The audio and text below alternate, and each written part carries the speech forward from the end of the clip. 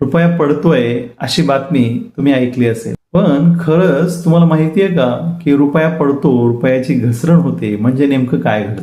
चला समजून घेऊया. तर लक्षात घ्या मित्रांनो, कुठल्याही दोन देशांमध्ये जेव्हा व्यवहार होतात तर तो जो काही व्यवहार असतो तर तो डॉलरमध्ये होतो अलीकडे, आणि मग ह्या डॉलरमध्ये जो व्यवहार होत असतो तर त्याचा परिणाम त्या अर्थव्यवस्थेवरती होत असतो.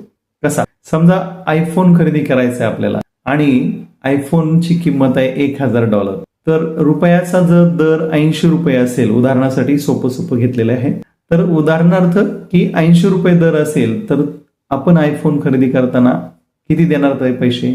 80,000 रुपये देणार. पण आता तोच आयफोन आपल्याला खरेदी करायचा आहे आणि विनिमय दर झालेला आहे 100 रुपये उदाहरण म्हणून. तर मग आपल्याला पैसे किती द्यावे लागतील? तर पैसे तुम्हाला साधारणपणे 1,00,000 रुपये द्यावे लागतील. बरोबर आहे.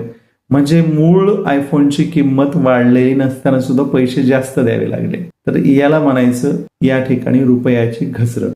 मग ही पेट्रोल डिझेल आपण खूप मोठं आयात करतो, त्या दृष्टिकोनातून जर बघितलं तर खूप मोठं नुकसान आपलं या ठिकाणी घडतंय, होत आहे. पण याची एक पॉझिटिव्ह साईड पण आहे का कल्पना तुम्हाला त्याची? की जेव्हा आपले लोक, भारतीय लोक परदेशामध्ये गोष्टी पाठवतात, एक्सपोर्ट करतात, तेव्हा अशा एक्सपोर्टर लोकांना मात्र फायदा होतो. आंबे पाठवले जातात समजा, तर आंबे 1,000 समजा डॉलर त्या ठिकाणी व्यवहार त्या शेतकऱ्याने आंब्याचा केला, तर पूर्वी त्याला किती मिळायचे? 8,000 रुपये. राईट. मग आता काय होईल? 100 रुपये दर झाल्यानंतर तर त्याला मिळतील 10,000 रुपये, म्हणजे 2,000चा फायदा झाला.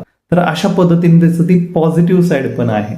परंतु या ठिकाणी आपण नेहमी समजून घेतलं पाहिजे की हे अर्थकारण नेमकं कसं चालतं, आणि मग त्याच्यासाठीच हा व्हिडिओ.